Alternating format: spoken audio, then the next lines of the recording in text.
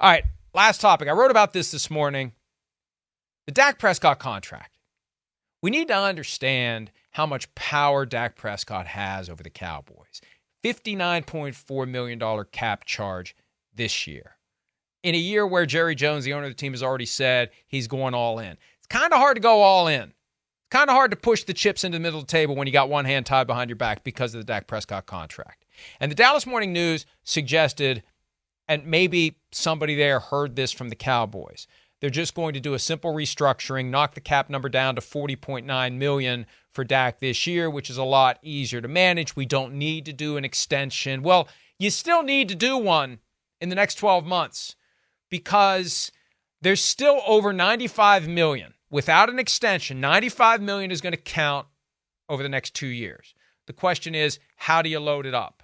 And it's going to be $55 million next year and nearly $41 million this year if they do a simple restructuring.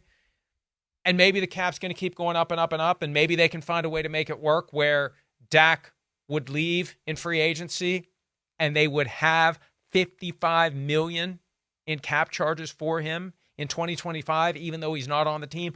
$55 million. They need to do an extension with him. And as I've said before, this is exactly the kind of situation where Jerry Jones, if he had that leverage, would get every penny he could from the person against whom he holds that leverage. What will Dak do?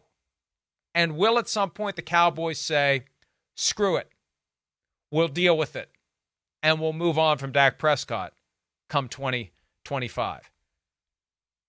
They need to get an extension in place now to kind of put this to rest, but there's a chance they do the simple restructuring, knock the cap charge down to 40, and then make a decision next year. But the or else, if they don't extend Dak next year, is a $55 million cap charge. Hi, it's Mike Florio. Thanks for watching PFT on YouTube. Hit subscribe for the latest news and analysis from Pro Football Talk.